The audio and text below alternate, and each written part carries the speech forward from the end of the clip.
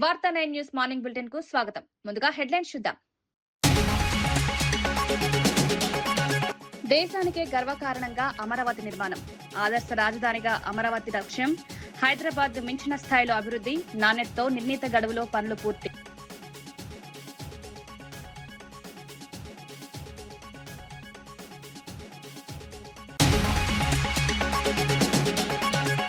కేటీఆర్ వ్యాఖ్యలకు కౌంటర్ ఇచ్చిన కోట్ల శ్రీనివాస్. ప్రజాపాలన ప్రభుత్వంపై విమర్శలు మానుకోవాలని సూచన. సంక్షేమ పథకాలను విజయవంతంగా అమలు చేస్తున్నామని వ్యాఖ్య. ప్రజల మద్దతు ప్రభుత్వానికి.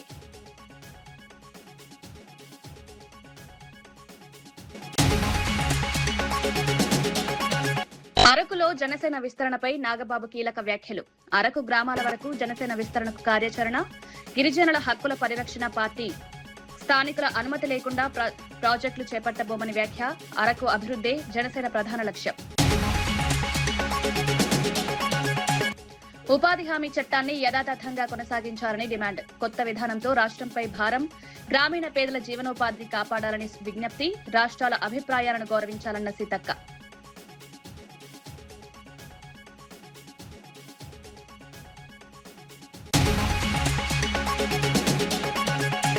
మెతుకు ఆనంద్పై కాంగ్రెస్ నేత సామ రామచంద్రారెడ్డి విమర్శలు.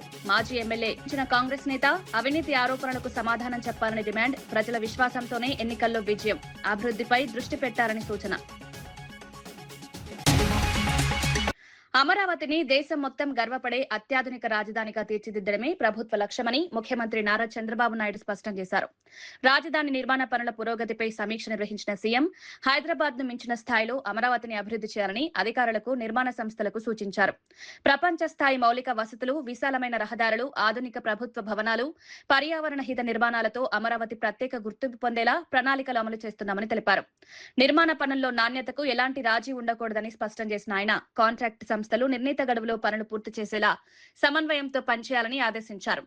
అమరావతి నిర్మాణం కేవలం ఒక నగర నిర్మాణం కాదని భవిష్యత్ తరాలకు ఉపయోగపడే అభివృద్ధి నమూనా అని పేర్కొన్నారు. పెట్టుబడులు, ఉపాధి అవకాశాలు, అంతర్జాతీయ సంస్థల రాకకు అమరావతి కేంద్రంగా మారుతుందన్నారు. ప్రతి శాఖ సమన్వయంతో పనిచేసి రాజధాని నిర్మాణాన్ని వేగవంతం చేయాలని సూచించారు.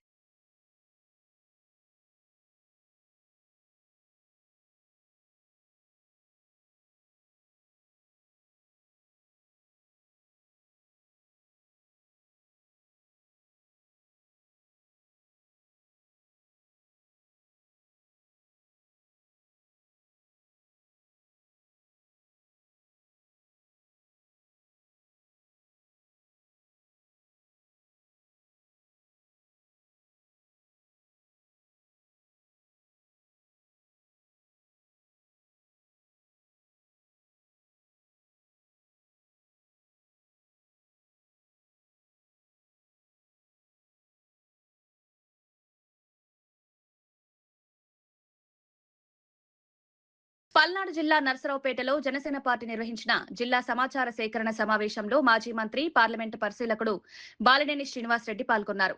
జిల్లాలోని 7 నియోజకవర్గాల ప్రతినిధులతో సమావేశమైన ఆయన పార్టీని క్షేత్రస్థాయిలో మరింత బలోపేతం చేయడమే లక్ష్యంగా ఈ కార్యక్రమం చేపట్టామన్నారు. సమాచార సేకరణ కోసం 28 మంది సభ్యులతో ప్రత్యేక కమిటీను నియమించినట్లు వెల్లడించారు. 4 రోజుల పాటు జిల్లాలోనే ఉండి కార్యకర్తల నుంచి అర్జీలు స్వీకరించి పార్టీ అధినేత పవన్ కళ్యాణ్ కు పంపిస్తామన్నారు. పారదర్శకంగా కష్టపడి పనిచేసే కార్యకర్తలకే పార్టీలో పదవులు దక్కుతాయని స్పష్టం చేశారు. రాబోయే స్థానిక సంస్థల ఎన్నికల్లో కూటమి ఎమ్మెల్యేలతో సమన్వయం చేసుకుని జనసేన బలంగా ఉన్న ప్రాంతాల్లో పోటీ చేస్తామన్నారు. పార్టీకి రావాల్సిన గౌరవం తప్పకుండా దక్కేలా చర్యలు తీసుకుంటామని, గ్రూప్ రాజకీయాలకు తావు లేకుండా అందరూ ఐక్యంగా పనిచేయాలని పిలుపునిచ్చారు. జనసేనకు ఒకే నాయకుడు పవన్ కళ్యాణ్ మాత్రమని, ఆయన నాయకత్వంలో పార్టీ మరింత బలోపేతమవుతుందని బాలినేని పేర్కొన్నారు. ముఖ్యమైన నాయకులతోటి ఈరోజు మీటింగ్ పెట్టడం జరిగింది. ఇంకా రేపటి నుంచి కూడా ఎవరైతే ఆశావాహులు ఉన్నారో పార్టీకి సంబంధించినటువంటి ముఖ్యంగా పార్లమెంటు కమిటీలు, అలాగే అసెంబ్లీకి సంబంధించినటువంటి ఇన్ఛార్జి మరి కమిటీలు, అలాగే మండలానికి సంబంధించినటువంటి ఇన్ఛార్జి మరి కమిటీ, అలాగే అనుబంధ సంస్థల సంబంధించినటువంటి కమిటీలు అన్నీ కూడా ఆశా వాళ్ళు ఎవరుండే వాళ్ళు అప్లికేషన్ ఇవ్వడం జరుగుతుంది. దానికి సంబంధించి వాళ్ళు ఫిలప్ చేసి ఈ ఉన్నటువంటి కమిటీలు అందరికి కూడా రేపటి నుంచి ఇక్కడ కూర్చోవటం జరుగుతుంది.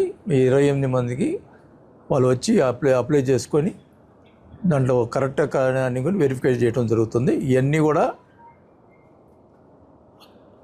పారదర్శకంగా ఎక్కడ కూడా లోపం లేకుండా ఎవరు కష్టపడి పనిచేస్తారో వాళ్ళకి పదవులు ఇచ్చేదానికోసం ఈ కమిటీని ఏర్పాటు చేశారు.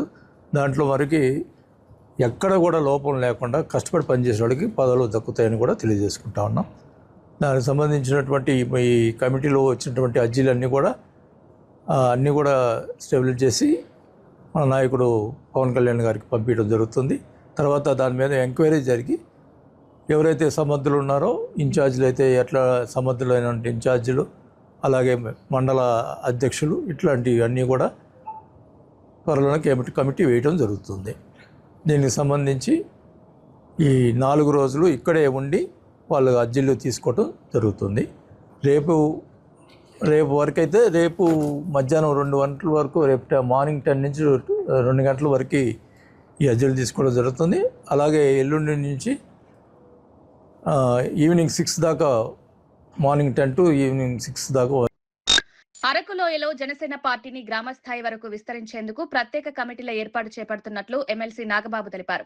పార్టీ కోసం గత 12 ఏళ్లుగా కష్టపడిన నాయకులు, కార్యకర్తలకు తగిన గుర్తింపు కల్పిస్తామని, అంకిత భావంతో పనిచేసే వారికి కీలక బాధ్యతలు అప్పగిస్తామని వెల్లడించారు. గిరిజన సంక్షేమం, మౌలిక వసతుల అభివృద్ధే డిప్యూటీ సీఎం పవన్ కళ్యాణ్ ప్రధాన లక్ష్యమని పేర్కొన్నారు. రాబోయే ఎన్నికల్లో అరకు, పాడేరు నియోజకవర్గాల్లో జనసేన బలంగా పోటీ చేస్తుందని ధీమా వ్యక్తం చేశారు. గిరిజనుల హక్కులు, రాజ్యాంగబద్ధ చట్టాల పరిరక్షణకు పార్టీ కట్టుబడి ఉందన్నారు. స్థానిక గిరిజనుల అనుమతి ప్రయోజనం లేకుండా హైడ్రో లేదా బాక్సైట్ ప్రాజెక్టులను చేపట్టబోమని స్పష్టం చేశారు. గిరిజనుల అభిప్రాయాలకే ప్రభుత్వం ప్రాధాన్యమిస్తుందని, వారి జీవన విధానానికి భంగం కలిగించే నిర్ణయాలు తీసుకోబోమన్నారు. మాకైతే 100% పోటీ చేయాలి ఉంది. అరకు పార్లమెంట్లో ఉన్నటువంటి నియోజకవర్గాలలో జనసేన మ్యాక్సిమం ట్రై చేస్తారు పోటీ చేయడానికి. ఎందుకంటే ఇక్కడ ఈ ట్రైబల్ సమస్యల్ని పవన్ కళ్యాణ్ గారు అర్థం చేసుకున్నంత గొప్పగా ఇంతకుముందు ఏ నాయకుడు అర్థం చేసుకోలేదు. ఎందుకంటే ఆ ప్రాసెస్లోనే ఆయన పంచాయతీరాజ్ అని తీసుకొని ట్రైబల్ వెల్ఫేర్కి, ట్రైబల్స్ కోసం చాలా ఎక్స్ట్రాడినరీ మెజర్స్ తీసుకున్నారు. పంచాయతీరాజ్ శాఖ, వాటర్ వర్క్స్, ఇలాంటి రోడ్స్ చాలా ఆ శాఖ ద్వారా ఎక్కువ సర్వీస్ చేస్తున్నారు, ఇంకా చేయబోతున్నారు కూడా. చాలా ప్లాన్స్ ఉన్నాయి వాళ్ళకి. అదే స్టాటిస్టిక్స్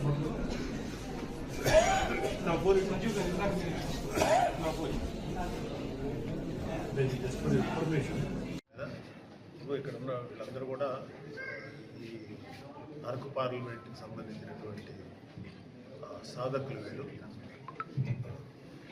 సో వీళ్ళందరూతో కలిసి ఈ సమాచార సేకరణ చేసి ఈ సమాచారం ఎవరెవరు ఎక్కడెక్కడ ఫిట్ అవుతారు, పార్లమెంట్ లెవెల్, తర్వాత రాష్ట్ర అసెంబ్లీ నియోజకవర్గ అసెంబ్లీ కాన్స్టిట్యున్సీ లెవెల్, తర్వాత మండల స్థాయి, గ్రామ స్థాయి, ఇలాగ 4 స్థాయిల్లో ఎవరెవరు ఇంట్రెస్టెడ్గా ఉన్నారు, మా గత 12 ఏళ్ళ నుంచి ఎవరు పనిచేస్తున్నారు కొంచెం చూసుకొని వాళ్ళందరూ ఇన్ఫర్మేషన్ తీసుకోవడానికి వచ్చి ఇక్కడి నుంచి ఇది హెడ్ ఆఫీస్కి వెళ్ళి అక్కడ ఫైనల్గా డిసైడ్ చేస్తారు ఎవరు ఉండాలి, ఏంటి, ఎవరెవరు ఏ పొజిషన్లో చూడాలి, పెట్టాలి. Thank you. ప్రత్యేకించి గిరిజన ప్రాంతాల్లో జనసేన పార్టీ బలోపేతానికి ఎటువంటి చర్యలు తీసుకుంటారు? అంటే ఇప్పుడు గిరిజన ప్రాంతంలో స్పెసిఫిక్గా అంటే ఇక్కడ అవగాహన ఎవరికైతే బాగుందో ఈ గిరిజన ప్రాంతంలో, అలాంటి అవగాహన ఉన్న చదువుకున్న విద్యార్థులు కానీ, లేకపోతే బాగా నాలెడ్జ్ ఉన్నటువంటి వాళ్ళు, అందరూ చదువుకోకపోయినా కూడా నాలెడ్జ్ ఉంటుంది, అలాంటి వాళ్ళందరినీ కూడా జనసేన వైపు చూస్తున్నారు ఇవాళ. సో వాళ్ళందరినీ కూడా ఇంటిగ్రేట్ చేసి ఒక బలమైనటువంటి ఒక కార్యవర్గాన్ని మేము ఏర్పాటు చేయాలి. 100% రాబోయేది పార్లమెంట్ ఉంది, అసెంబ్లీ ఉంది, లేకపోతే లోకల్ బాడీ ఎలక్షన్స్ ఉన్నాయి. సో ఎలక్ట్రల్ ప్రాసెస్లో డిఫరెంట్ స్థాయిల్లో ఉన్నాయి కదా, అనేక వికారాబాద్ లో ప్రోటోకాల్ వివాదంపై చేవెళ్ల ఎంపీ కొండా విశ్వేశ్వరరెడ్డి తీవ్ర ఆగ్రహం వ్యక్తం చేశారు. ఆర్ఎన్బి అతిథి గృహంలో మీడియాతో మాట్లాడిన ఆయన కాంగ్రెస్ ప్రభుత్వం గత బీఆర్ఎస్ ప్రభుత్వాన్ని మించిన స్థాయిలో ప్రోటోకాల్ ను ఉల్లంఘిస్తోందని ఆరోపించారు. కేంద్ర నిధులతో చేపడుతున్న అభివృద్ధి కార్యక్రమాల్లో ఎంపీలకు తగిన గౌరవం ఇవ్వడం లేదని విమర్శించారు. శిలాఫలకాలపై ఎంపీ పేరును ఉద్దేశపూర్వకంగా చిన్నగా లేదా కింద భాగంలో ఉంచుతూ అవమానిస్తున్నారన్నారు. ఇకపై ప్రోటోకాల్ పాటించకుండా శిలాఫలకాలు ఏర్పాటు చేస్తే వాటిని తామే తొలగిస్తామని హెచ్చరించారు. రాష్ట్ర వ్యాప్తంగా బీజేపీ కార్యకర్తలపై కాంగ్రెస్ నేతలు దాడులకు పాల్పడుతున్నారని, ధరూర్ మండలంలో తమ పార్టీ సర్పంచ్ పై దాడి చేసి తిరిగి తమ వారిపైనే కేసులు నమోదు చేశారని ఆరోపించారు. పోలీసులు పక్షపాత ధోరణితో వ్యవహరిస్తూ రౌడీ షీటర్లకు అండగా నిలుస్తున్నారని విమర్శించారు. ప్రజాస్వామ్య వ్యవస్థలో ఎన్నికైన ప్రజాప్రతినిధులకు గౌరవం ఇవ్వాలని, లేకపోతే బీజేపీ ఉద్యమాన్ని మరింత ఉధృతం చేస్తుందని కొండా విశ్వేశ్వరరెడ్డి స్పష్టం చేశారు. కత్తులు రాడ్ల తీసి అది ఎక్కడ ఇంతకుముందు ఎక్కడనో కడపాలనో ఎక్కడనో అయింది, కానీ ఇప్పుడు మా వికారాబాద్ జిల్లాలో కూడా అవుతుందని నాకు తెలిసింది. ఇది మొదటిసారి కాదు. టీఆర్ఎస్ ప్రభుత్వం అనేది వికారాబాద్లో మొదలైనవి, ఇప్పుడు ఇంకా అవుతున్నాయి. మా ఊళ్ళ మీద దాడి అవుతున్నది. ఫ్రస్ట్రేషన్ ప్రతి ఒక్కటి. మా వికారాబాద్కి ఏమన్నా అభివృద్ధి అవుతుందంటే ఎందుకవుతుంది? కేంద్ర ప్రభుత్వం నుంచి. ఇటు మన్నెగూడెం వరకు హైవే వచ్చినా, మొన్న సిఆర్ఎఫ్ ఫండ్ నుంచి రోడ్ వచ్చినా కూడా 30 కోట్లది, లేకుంటే రైలు లాగినా, రైల్వే స్టేషన్ మంచిగా, లేకుంటే రైతులకు ఇంతో అంతో వస్తుందంటే ఏదైనా కూడా మన కేంద్ర ప్రభుత్వం వల్ల. రాష్ట్ర ప్రభుత్వం దివాలా తీసింది. ఇది ఒకప్పుడు ముఖ్యమంత్రి గారి కాడి నుంచి చిన్న కార్యకర్త వరకు బీజేపీ వేస్ట్. ఇక్కడి నుంచి మోడీ 100 రూపాయలు అక్కడ తీసుకొస్తుండ్రు, వాపసు ఇచ్చేది 20 రూపాయలు, ఏదో లెక్కలు చెప్తుండ్రు. తెలిసినోడు తెలియనోడు, అధికారం ఉన్నోడు లేకుంటే చిన్న కాంగ్రెస్ కార్యకర్త 8 మంది ఎంపీలు వేస్ట్ అని అంటున్నారు. బీజేపీ ఎంపీలు. మేము కాదయ్యా వేస్ట్, మీరు వేస్ట్, మీరు వేస్ట్. ఈరోజు వికారాబాద్ చూడండి. ఈరోజు ప్రతి రైతుకు మేము ఇచ్చేది దాదాపు రైతు కుటుంబానికి 1,00,000 రూపాయల కంటే ఎక్కువ ప్రతి ఏడాది మేము రైతు కుటుంబం. మా పథకాల వల్ల వస్తున్నాయి మీకు. రాష్ట్రం ఏమిస్తుంది? రోడ్లు చూడండి. రోడ్లు ఏ రోడ్లు? గ్రామ పంచాయతీ రోడ్ చూడండి, లేకుంటే పంచాయత్ రాజ్ రోడ్ చూడండి, ఆర్ఎన్బి రోడ్ చూడండి, లేకుంటే మా హైవేలు చూడండి, లేకుంటే మా సిఐఆర్ఎఫ్ ఫండ్స్ నుంచి వచ్చే రోడ్ చూడండి, మా ఎంఎన్ఆర్ఈజీ ఫండ్స్ తోటి, లేకుంటే మా అమృత్ ఫండ్స్ తోటి, ఆఖరికి నా ఎంపీ లాట్స్ ఫండ్స్ తోటి చూడండి. రోడ్లు అయ్యేవి ఇవి. నేను 200 రోడ్లు ఇచ్చిన వికారాబాద్కు. ఎంఎన్ఆర్ఈజీ తోటి రోడ్లు, మున్సిపాలిటీల డ్రైనేజ్లు, రోడ్లు అమృత్ స్కీమ్ కింద అవుతున్నాయి. గ్రామీణ ప్రాంతం CRIF funds, Pradhan Mantri gram Sadak Yojana అందులో తక్కువ ఉంటాయి. మళ్ళీ నేషనల్ హైవేస్, రోడ్లు చూడండి. రైళ్ళు ఏమన్నా సమస్య ఉంటే నాకు చెప్తే, నేను రైల్వే మినిస్టర్ చెప్తే వీళ్ళకి వికారాబాద్ల ప్రజలకు, బషీరాబాద్ల ప్రజలకు. బీచ్ షాక్స్ ఏర్పాటుపై వస్తున్న విమర్శల నేపథ్యంలో ఆంధ్రప్రదేశ్ హోంమంత్రి వంగలపూడి అనిత కీలక వ్యాఖ్యలు చేశారు. ప్రభుత్వం బీచ్ షాక్స్ పైలట్ ప్రాజెక్టుగా అమలు చేస్తోందని స్పష్టం చేశారు. ముఖ్యమంత్రి చంద్రబాబు నాయుడు సూచనల మేరకు ప్రయోగాత్మకంగా ఈ ప్రాజెక్టును ప్రారంభించామన్నారు. ప్రాజెక్టు అమలులో ఎక్కడైనా లోపాలు, ప్రజల నుంచి అభ్యంతరాలు వస్తే వాటిని పరిశీలించి అవసరమైన మార్పులు చేస్తామన్నారు. పర్యాటక రంగాన్ని అభివృద్ధి చేయడం, ఉపాధి అవకాశాలు పెంచడం, తీర ప్రాంతాలను ఆకర్షణీయంగా తీర్చిదిద్దడం ఈ ప్రాజెక్టు ప్రధాన ఉద్దేశమని వివరించారు. రాష్ట్రంలో పర్యాటకాన్ని ప్రోత్సహించేందుకు ప్రభుత్వం కొత్త ఆలోచనలతో ముందుకు సాగుతోందన్నారు. ప్రజల సూచనలను గౌరవిస్తూ అన్ని అంశాలను సమీక్షిస్తామని, బీచ్ షాక్స్ ద్వారా పర్యాటకులకు మెరుగైన సౌకర్యాలు కల్పించడమే ప్రభుత్వ లక్ష్యమన్నారు. లేకపోతే ఒక రిక్రియేషన్ కు, లేకపోతే వాళ్ళు కాసేపు ఒక ఎంజాయ్మెంట్ కు మిగతా రాష్ట్రాలు, మన చుట్టుపక్కల రాష్ట్రాలకి వెళ్తున్నారు. అక్కడ కొన్ని ప్రయోగాలు జరుగుతున్నాయి.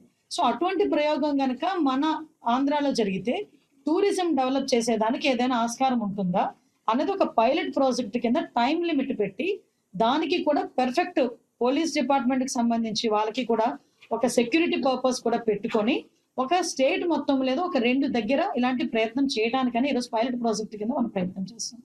మీరన్నట్టు 1 minute బాబు ప్లీజ్, 1 minute. మీరు అన్నట్టు అక్కడ నిజంగా అటువంటి పరిస్థితులు ఏదైనా ఉన్నాయి అనుకుంటే ఈరోజు గవర్నమెంట్ డెఫినెట్ గా దాని మీద చర్యలు తీసుకుంటుంది.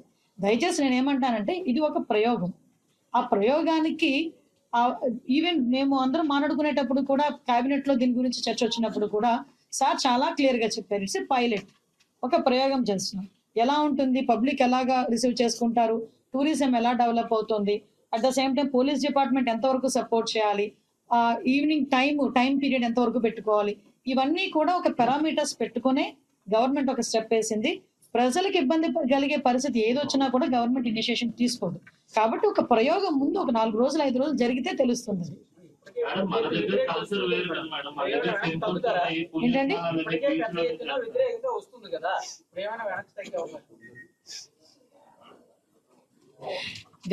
ఏమండి అంటే మీరు నన్ను కూర్చోబెట్టి నా చేత మాట్లాడిస్తారు కానీ నేను మాట్లాడడం మొదలు పెడితే మళ్ళీ ఏదో ఒక కాంట్రవర్సీ అంటారు. అంటే ప్రయోగం చేసేటప్పుడు 100కి 100% సాటిస్ఫై చేయడం ఎవరి వల్ల కాదు, దేవుడి తరం కూడా కాదు. ఆ దేవుడి తరం కూడా కాదు ప్రతి ఒక్కరిని సాటిస్ఫై చేయడం అనేది. ఎంతమంది ఒక ప్రయోగం చేసేటప్పుడు మిక్స్డ్ ఒపీనియన్ ఉంటుంది. ఒకళ్ళేమో ఓకే అంటారు, ఒకళ్ళేమో వద్దు అంటారు, అన్ని మిక్స్డ్ ఒపీనియన్ ఉంటుంది. కానీ గవర్నమెంట్ ఏంటి అన్ని రకాల ఆలోచన చేసుకొని ఒక ప్రయోగం చేస్తున్నాం, దాన్ని విధి విధానాలు ఎలా ఉన్నాయని పెట్టుకుంటుంది. దానివల్ల వచ్చే రిజల్ట్ కూడా వెయిట్ చేయొచ్చు కదా. ఇప్పుడు జరిగేది ఏదో జరుగుతుందని ఆలోచించే కన్నా ఇక్కడ కూర్చొని మనం ఏదో దాని మీద మనం ఏది పెద్ద రాయకూడదు, ఏది పెద్దది మాట్లాడకూడదు. Just wait and see. నిజంగా అటువంటి పరిస్థితి వస్తాయి కనుక గవర్నమెంట్ వెనక్కి తగ్గడం ఏంటంటే ఆపుతాము అంతే తప్పించి మేము ఎప్పుడు కూడా పబ్లిక్ కి వ్యతిరేకంగా వెళ్తామని ఎప్పుడు చెప్పలేదు, వెళ్ళము కూడా. మన కల్చర్ వేరు, మనకి ఇక్కడ పుణ్యస్నానాలు అన్ని కూడా బీచ్ మీద జరుగుతుంటాయి, టెంపుల్స్ కూడా ఉన్నాయి, ముఖ్యంగా మహిళల నుంచి వ్యతిరేకత. ఎవరు మాట్లాడుతున్నారు? మహిళా సంఘాలన్నీ కూడా తీవ్రంగా. అనిల్ బాబు, యా వాయిస్ వినిపించింది, మనిషి కనిపించలేదంటే అని అనుకున్నాను.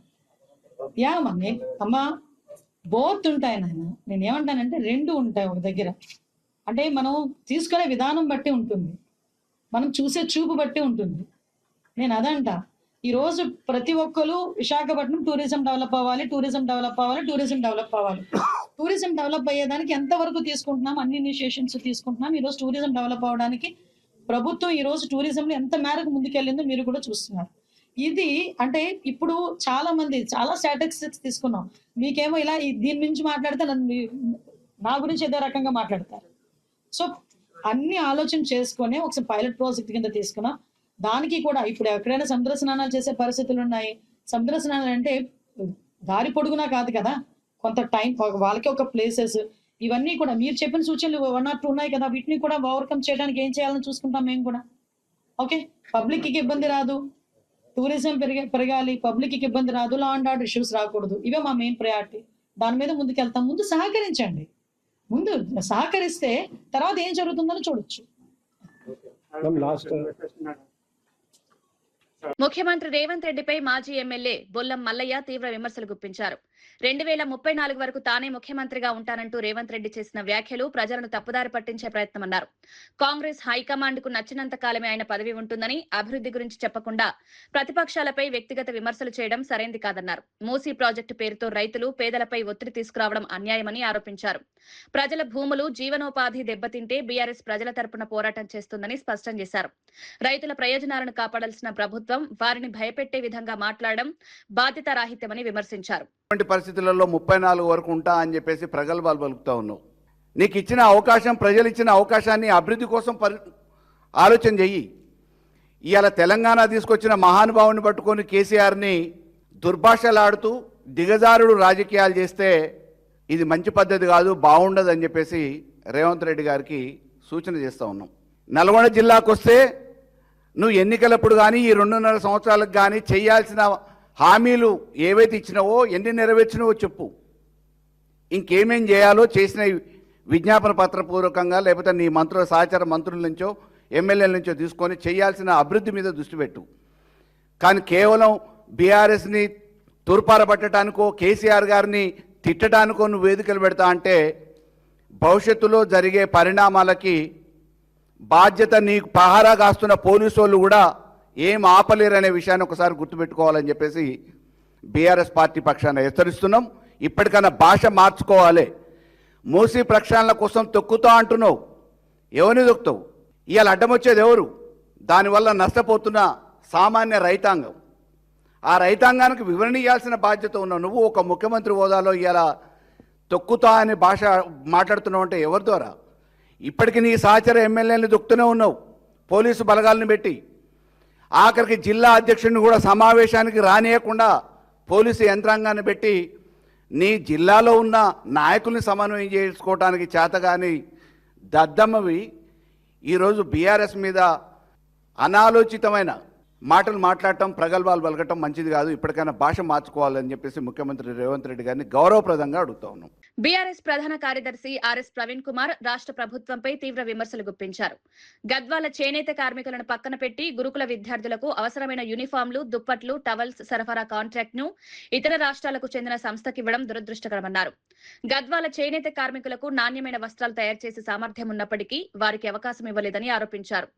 డ్రగ్స్ కేసుల్లో ఆరోపణలు ఎదుర్కొన్న వ్యక్తులకు గురుకులాల ట్రంక్ పెట్టెల కాంట్రాక్టులు అప్పగించారని విమర్శించారు.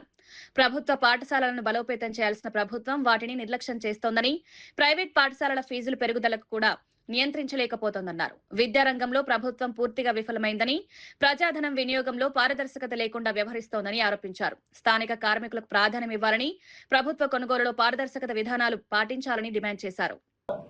ఇది ఇచ్చారు అంటే ఆయన ట్రంకు పెట్టెలలో గంజాయి సప్లై చేయడం కోసమా విద్యార్థులకు?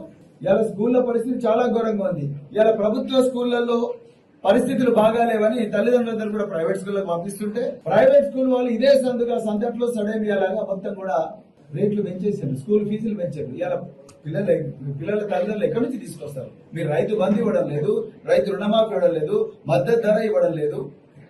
మొక్కజొల్లని కలెక్ట్ చేసిండ్రు కానీ మద్దతు ధర ఎక్కడున్నది? ఎక్కడి నుంచి వస్తున్నది? రైతులకు రావాల్సిన బోనస్ ఇస్తున్నారా? ఇవ్వడం లేదు. సో ఇన్ని సమస్యలు ఉన్నప్పుడు మళ్ళీ మీరు ప్రైవేట్ స్కూల్ యజమానులు ఫీజులు వేస్తే వాళ్ళు ఎక్కడి నుంచి తీసుకొస్తారు? అది కాకుండా తెలంగాణ ప్రభుత్వం కేసీఆర్ గారు ప్రతిష్టాత్మకంగా ఆనాడు రాజశేఖర్ రెడ్డి గారు స్టార్ట్ చేసిన ఫీ రియంబర్స్మెంట్ మరి బంద్ చేయొద్దు, తెలంగాణ పిల్లలకు న్యాయం అవుతుందని చెప్పి దాన్ని కంటిన్యూ చేస్తే ఇలా మీ ప్రభుత్వం సిగ్గు లేకుండా హైకోర్టులో పోయి మా వల్ల అయితే లేదు అని చెప్పి చేతులు ఎత్తేసారు. 10,000 కోట్లు అంటే పేదోళ్ళు గొర్రెలు కాసుకునే కుటుంబాల నుంచి ఇంజనీర్లు కాకూడదా, డాక్టర్లు కాకూడదా, విదేశాలకు పోకూడదా? అక్కడ చేతులు ఎత్తేసిండు. దానివల్ల ప్రైవేట్ యజమానులు ముక్కు పిండి లాగుతా ఉన్నారు. Hyderabad agriculture market committee vice chairman Kotla Srinivas BRS నేతలు కేటీఆర్, హరీష్ రావు చేసిన వ్యాఖ్యలకు ఘాటుగా స్పందించారు. ప్రజాపాలన ప్రభుత్వం పోవాలని కోరడం ప్రజల ఆకాంక్షలను అవమానించడమన్నారు. రాష్ట్ర ప్రభుత్వం కులగణన నిర్వహించడం, రైతులకు రుణమాఫీ చేయడం, మహిళలకు ఉచిత బస్సు ప్రయాణం కల్పించడం, 500కే గ్యాస్ సిలిండర్ అందించడం, 200 యూనిట్ల వరకు ఉచిత విద్యుత్ వంటి సంక్షేమ కార్యక్రమాలను విజయవంతంగా అమలు చేస్తోందని పేర్కొన్నారు.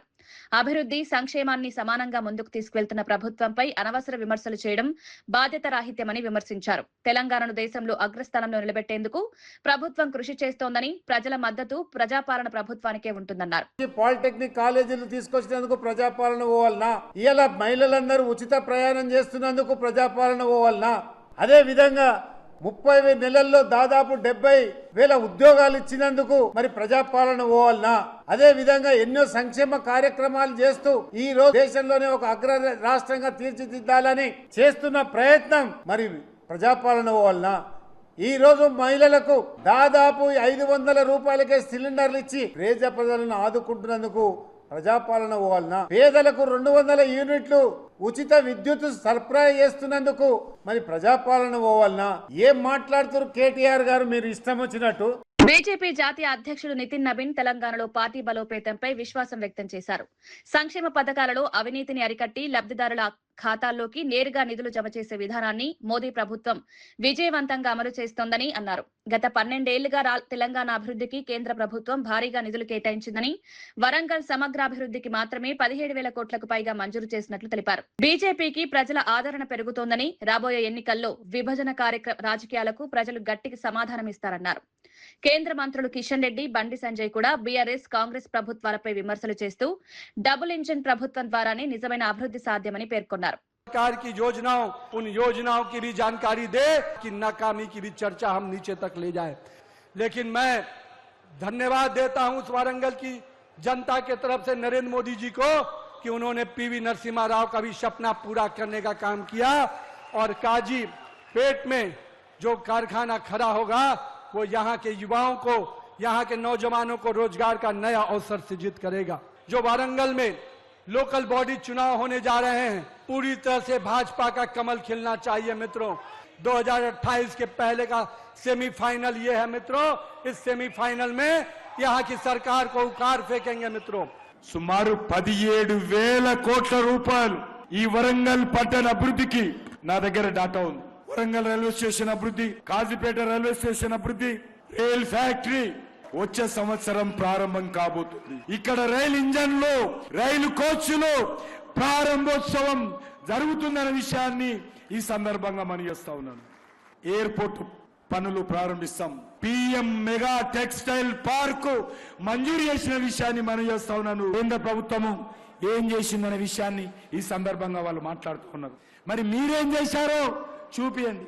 తెలంగాణను నిలువున ఈ రెండు పార్టీలు ముంచారు. డబుల్ ఇంజన్ సర్కార్గా ఈసారి భారతీయ జనతా పార్టీకి ఓటేస్తామని బీజేపీ రావాలి. అప్పుడే ఈ తెలంగాణ అభివృద్ధి చెందుతుంది. మేము సవాల్ చేస్తున్నాం. ఈ వరంగల్ కార్పొరేషన్ స్మార్ట్ సిటీ చేసిన ఘనత నా నరేంద్ర మోడీ ప్రభుత్వాన్ని.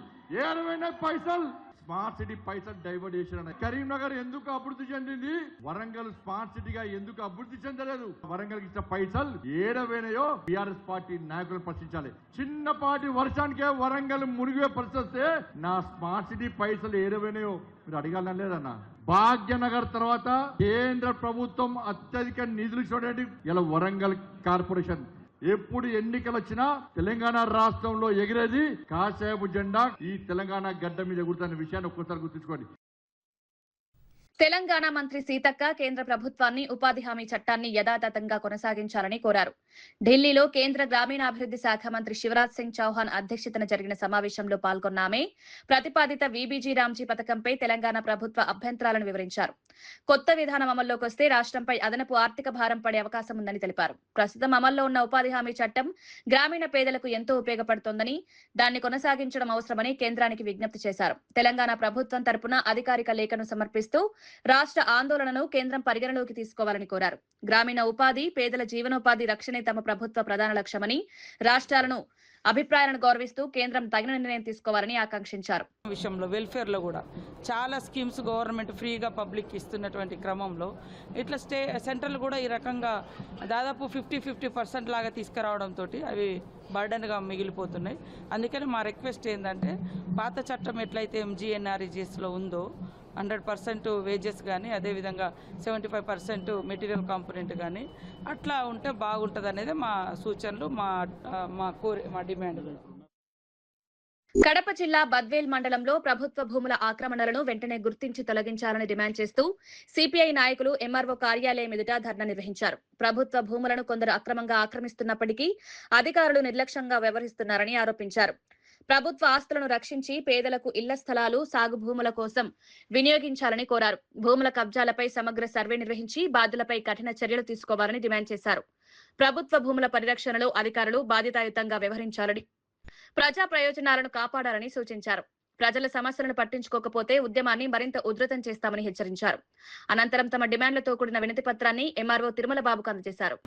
శ్రీకొత్తపల్లె 1 నుంచి వనంపల్లె 4 సర్వే నంబర్ వరకు, ఇటువైపు బోయినపల్లె గా నుంచి, గొడుగునూరు గా నుంచి, తిప్పనపల్లె దగ్గర నుంచి, కొత్త చెరువు నుంచి వనంపల్లె దగ్గర వరకు కబ్జాలకు గురైనటువంటి 100 ఎకరాల భూములు ఈరోజు జామాల చెట్లు వేసుకొని, ఈరోజు మామిడి చెట్లు వేసుకొని, ఈ విధంగా సపోటా చెట్లు వేసుకొని దర్జాగా కోట్ల భూములు, విలువైనటువంటి కోట్ల భూములు దర్జాగా అనుభవిస్తూ ఉంటే రెవెన్యూ అధికారులకు అనేక మార్లు భారత కమ్యూనిస్టు పార్టీ సిపిఐ మీకు విన్నవించినా, మీకు విజ్ఞప్తి చేసినా, అర్జీల ద్వారా రూపంలో చేసినా కూడా ఈ రోజుకి కూడా 1 ఎకరా భూమి కూడా స్వాధీనం చేసుకోకపోవడానికి గల కారణం ఏంటని ఈరోజు కమ్యూనిస్టు పార్టీగా మిమ్మల్ని అడుగుతా ఉన్నాం.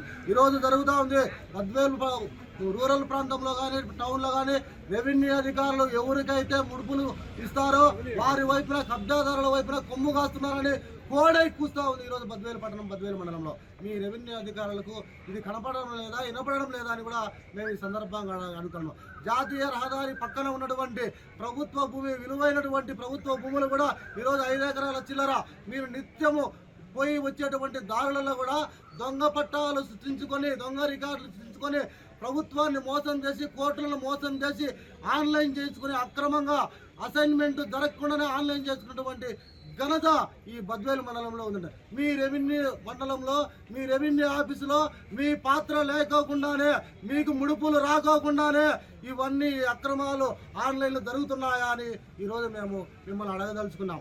ఇప్పటికైనా కూడా బద్వేలు మండలంలో భూ కబ్జాలకు సంబంధించినటువంటి దాంట్లో మీరు అరికట్టలేకపోతే ఏవైతే జామాయిల చెట్లు వేసి, ఏవైతే దానిమ్మ చెట్లు వేసి, ఏవైతే మామిడి చెట్లు వేసి, ఏవైతే దర్జాగా అనుభవిస్తున్నారో అవన్నీ స్వాధీనం చేసుకోకపోతే భారత కమ్యూనిస్టు పార్టీ దేశానికే గర్వకారణంగా అమరావతి నిర్మాణం, ఆదర్శ రాజధానిగా అమరావతి లక్ష్యం, హైదరాబాద్ మించిన స్థాయిలో అభివృద్ధి, నాణ్యతతో నిర్ణీత గడువులో పనులు పూర్తి.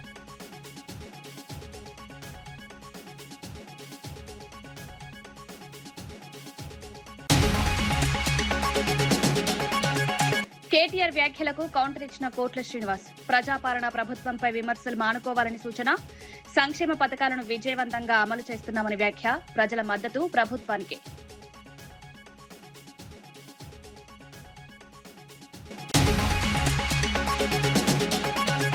అరకులో జనసేన విస్తరణపై నాగబాబు కీలక వ్యాఖ్యలు, అరకు గ్రామాల వరకు జనసేన విస్తరణకు కార్యాచరణ, గిరిజనుల హక్కుల పరిరక్షణ పార్టీ స్థానికుల అనుమతి లేకుండా ప్రాజెక్టులు చేపట్టబోమని వ్యాఖ్య, అరకు అభివృద్ధి జనసేన ప్రధాన లక్ష్యం. ఉపాధి హామీ చట్టాన్ని యథాతథంగా కొనసాగించాలని డిమాండ్, కొత్త విధానంతో రాష్ట్రంపై భారం, గ్రామీణ పేదల జీవనోపాధి కాపాడాలని విజ్ఞప్తి, రాష్ట్రాల అభిప్రాయాలను గౌరవించాలన్న సీతక్క.